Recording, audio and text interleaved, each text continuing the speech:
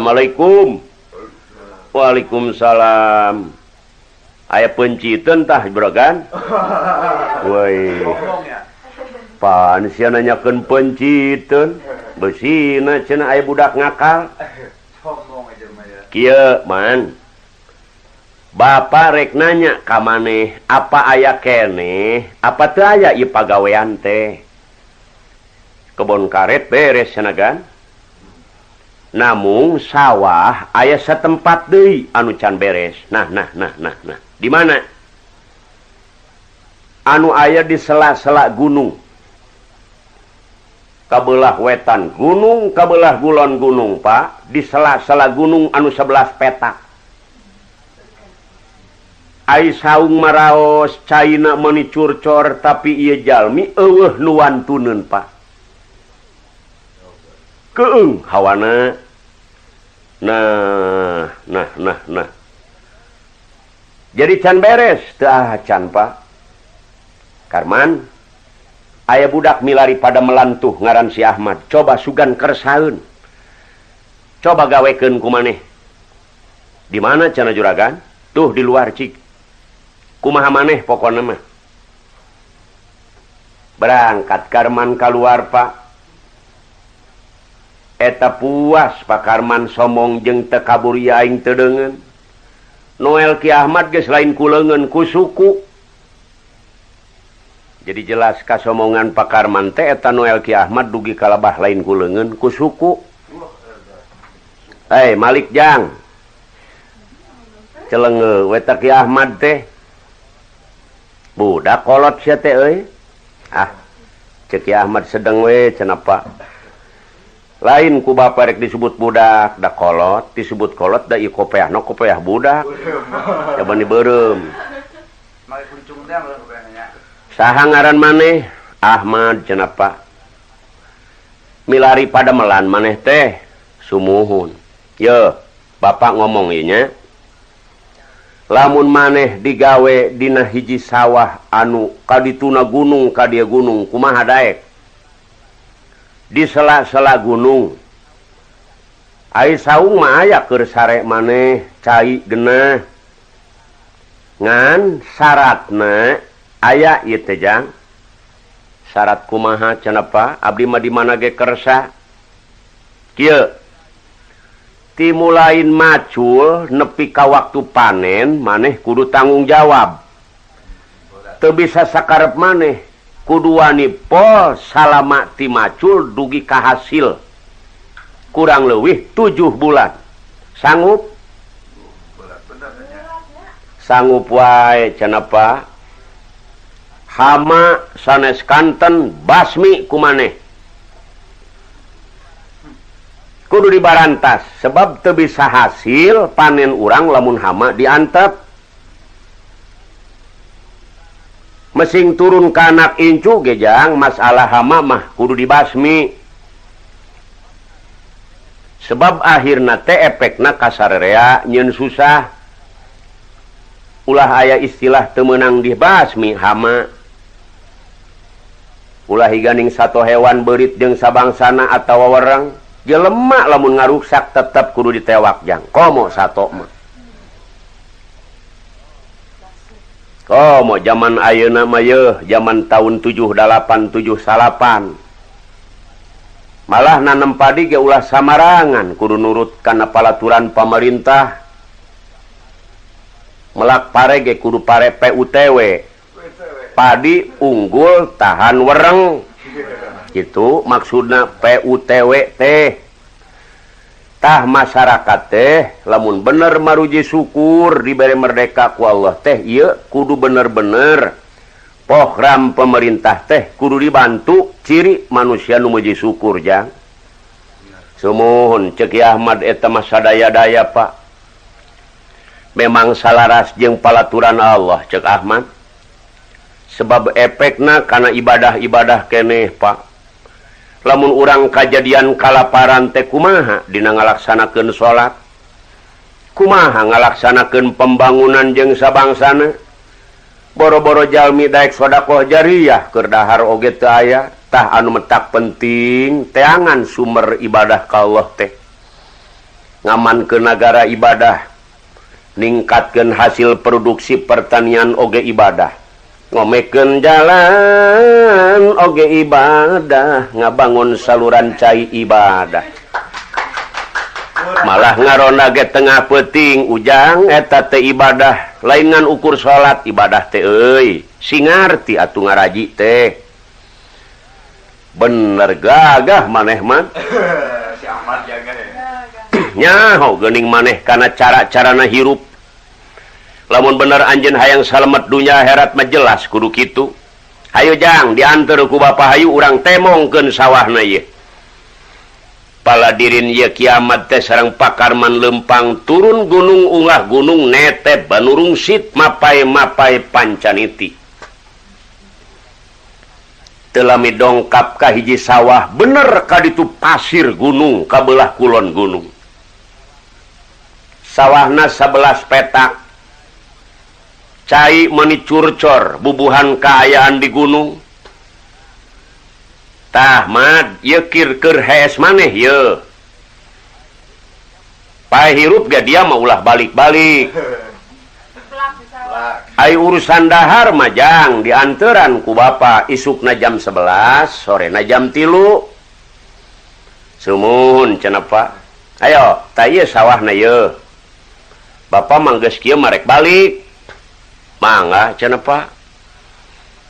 Karman materas muli ai Ki Ahmad materas we Pak. Da waktu dohor abdas teras setepan dohor.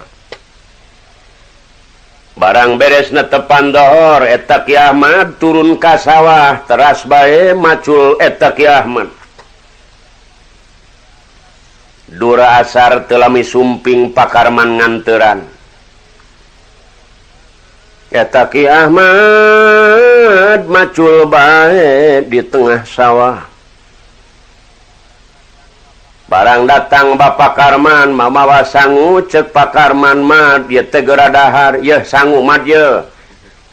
Sumuhun Bapak simpen we di saung. Bapak marek mulih deui ye.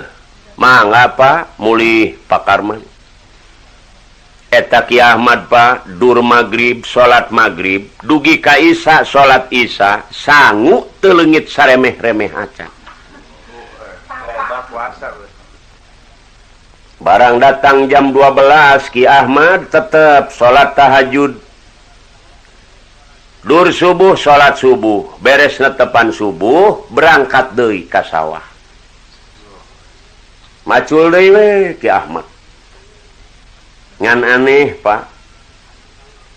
Ai pacul hiji kunaon tapak pacul kuat aya 10 Ieu kaajaiban Ki Ahmad teh. Anu akhirna jam 11 datang dari Pak Karman nganteran sangu anu kamari ge weuteuh keneh.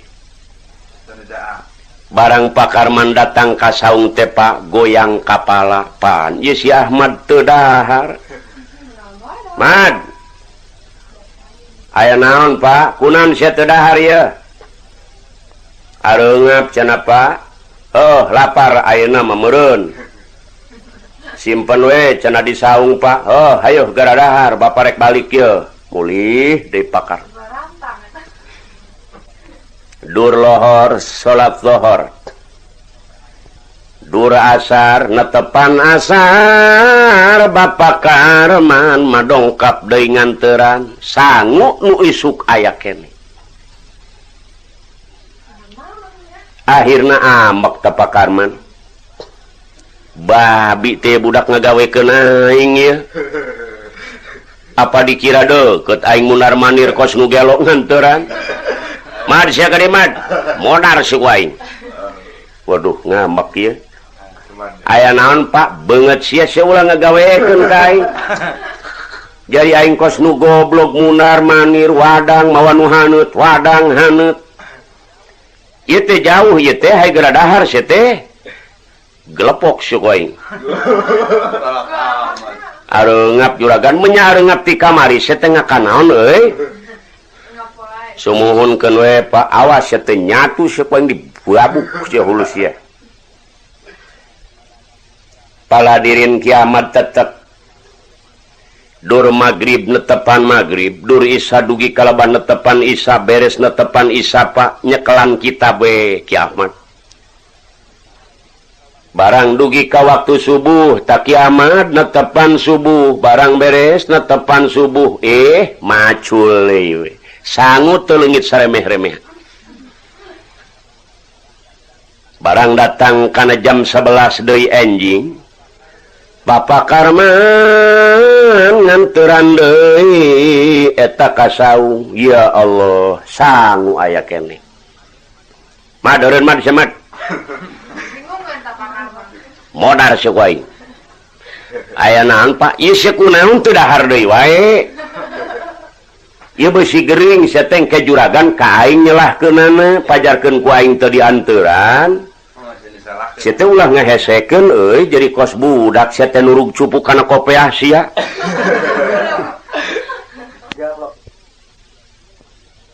Nurug cupu si laing teh pantes kana kopeahna euy. Coba aing teh gidi ka sawah mawa nu haneup, balik mawa wadang, kos nu goblok aing teh. Bejakeun sia ku aing ka Pak Haji. Hai gara dahar. Sumuhun cenah Pak. Ulah sumuhun sia teh. Para hadirin, ringkas riwayat Ki Ahmad kirang langkung 7 dinten 7 wengi Ki Ahmad teu kalebetan sangu. Jadi anu akhirna ieu teh Pak Karman ngayakeun laporan ka Pak Haji Juragan Hasan nu kagungan kakayaan seueur. Barang dongkap Bapak Karman ka Pak Haji teras uluk salam. Assalamualaikum. Waalaikumsalam. Aya naon mah? Waduh pusing Pak. Geus budak mending gebugan we teh si beureum tah. Naon teh? Waduh pusing teh si Ahmad teh euy. Nganteuran abdi geus 7 poe 7 peuting hadarupana Pak. Ceuk nu bohong teh mah. Ieu sama sakali teu dahar ieu budak. Geus abdi mawak cabalaka blak-blakan beusi aya kumaha onam, ieu budak teu rekeun dahar. Goblok eta budak teh goblok. Apa teungeulan? Apa eureunkeun? Kek ceuk Pak Haji, kumaha gawena Jang? Gawena mah cocok Pak. Ai cocok di gawena mah pendapat Bapak lain si Ahmad anu goblok, si anu goblok. Waduh. Abdi goblok naon Pak? Sia nu goblok. Ku sia dianteran eta si Ahmad. Ai prak ku si Ahmad teu didahar, kunaon ku sia dianteran deui? Sia nu goblok. Panya ku si Ahmad teu didahar heg dianteran deui. Lain sia nu goblok. Benar. Waduh, ieu si beureum jadi meulit ka aing ya. Teu ngeunah dewek nu dicarekan euy. Ayeuna mah kieu man. Nu penting ku sia tanya, beuting mah jelema teh aya kahayangna. Atawa teu ngadahar sangu, sugan biasana roti. Jelema teh rupa-rupa. Ulah nyebut goblok ka si Ahmad sia nu eugeg euy. Tah isukan mah penting ku sia tanya hayang naon eta si Ahmad. Paladirin Pak Karman beureum beungeutna ngarasa era ka Pak Haji manehna nu salah. Kulantaran maklum adat Jawara sapeuting eta Karman ngasah golok babad ceulina ku aing. Babi teh aingnya capeknya nu dicarekan. Barang isuk-isuk Pak Karman geus berangkat ka sawah, golok geus teu disarangkaan. Eta ngagegero Ki Ahmad geus lain ku sungut, lain ku naon Pak, ku pamaledog. Fuatak nyileuk Ki Ahmad, kadi sekunyuk. Waduh, cek Ahmad ngambek ye. Tenang we Ki Ahmad mah. Aya naon Pak kadi ya sia rampung ceuli sia ku aing. Galak. Galak tinggi. Kadi ngadengklak nagalengan ieu. Ngadengklak tak Ki Ahmad. Mad, ieu kahanap jero kagawir kitu tuh mun teu jawab bisa dibabetkeun ka lebak wae. Sia teh mani teu dahang 7 poe hayang naon sia teh? Aing nu dicarekan mah ku juragan. Aing penting ayeuna teh khusus nek nanya sia hayang naon. Teu hayang naon-naon Pak I. Ieu sia teh jawab kitu. Heke mun walatak. Jawab sia teh jawab ieu teh hayang naon. Mun lauk teh lauk hayang lauk naon sia teh? Mas. Aya cenah ai ka hayang naon sia teh? Ulah nu ngeunah teuing we. Hayang eta cenah juragan abdi pais lauk emas inungna. La ilaha illallah. Allah tak diteke. Modar sia. Aing geus 20 tahun tara hayang lauk emas tara ngabangkit tangkurak sia kakarak kamari oblog bener sia. Kalah kagaring sungut sia moal dirupakeun ku aing. Aya keneh kahayang? Aya. Naon deui? Atuh mun aya mah juragan wayahna we jeung goreng-goreng hayam. La ilaha illallah. Waduh menak rawa ieu budak ieu. Menak rawa. Sia teh teu ngukur maneh ngaran hirup ku limacul hayang lauk hayam sagala.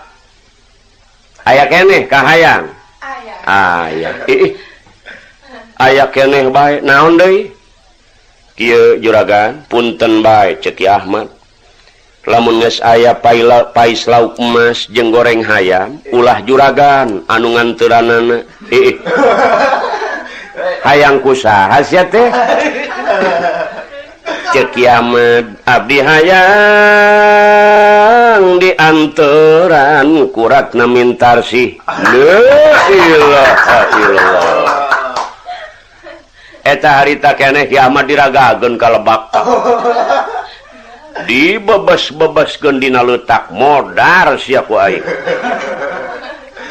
Ratna mintarsih kaburuan getara sakola ge dianterkeun ku mobil. Menak nu mana dararatang eueuh nu ditarima sudager anu mana kutang kurak sianik dibelekasakeun setan. Ki Ahmad mah tenang we sanajan sirah pinuh ku leutak. Tah ayeuna sia dibejakeun ku aing ka Pak Haji, sia teh saolah-olah menghina. Ratna mintarsih gidig ringit lengkah perak kepatna manis singkartip dihina ku sia tita kasar pejakeun seuk wae. Mal teu dipaehan sia. Pak Karman mulih gancang laporan maka Pak Haji. Ari kiamat masih beungeut eta di pancuran bari tenang we dina manahna gumujeng bae. Gumujeng we Ki Ahmad mah. Tetep we iman ka Allah. Kumaha Allah we nu ngatur hirup manu penting ngaula kana parentah Allah. Pasti ku Allah diatur hirup manusia teh. Sanajan dihina-hina teu bisa hina ai teu dihinakeun mah ku Allah. La yazillu mawalait wa la ya'izzu man adait. Pak Karman datang ke Pak Haji. Assalamualaikum. Waalaikumsalam. Kunahan siaman mani berlok. Waduh juragan, eungap didengekeunana ieu. Maning paehan geus Si Ahmad geus. Kunaon? Waduh rusep didengekeunana. Aduh. Ya budak kesel, ngahina kumaha Karman. Kahayangna riweuh Pak. Pertama ku abdi ditaros aipokna hayang pais lauk emas inungna anu bangsa 4-5 kilo. Bayangkeun we ku juragan, pan belegug eta budak goblok. Geus abdi mah kumaha juragan apa gebugan? Cek Pak Haji jang teu kudu digebugan teu kudu ditengelan jelema boga kahayang ieu. Ala kadar hayang lauk emas gawena oge teu cukup ku pagaweanana. Ayeuna mah si laing teu kudu bingung-bingung cek Pak Haji. Eta mah jelema hayang ieu ala kadar ku lauk emas hiji pangalakeun we. Kumaneh? Waduh. cek Pak Karman buah gare lokal hiji lemah teh ye euy jeung goreng hayam di juragan alah newak we hiji mah wah teu beres ye gan urusan lauk mas jeung goreng hayam kuring teu bingung ieu nu sarupa deui mun asal gagja jantung ya ya budak ngahina kan Satria Tanang Betara nonglengang itu mun cara wayang mah ngambek Pak Haji teh ulah ngajar jelas ieu budak teh ngahina ka aing mun ke jalan tapi sanajan kitu man ieu teh hiji amanat seolah-olah ieu teh amanat nitah dibejakeun meureun karatna mintarsi sedang amanat teh berat Pak jang hukumna tah ayeuna mah kieu man aing ge teu ngeunah ieu bejakeun we ayeuna mah karatna mintarsi eta mah terserah ratna mintarsi lamun ceuk ratna mintarsi teulan payahan aing tong jawab wah bener gan cek Karman moal teu ngamuk si neng ieu hayo bejakeun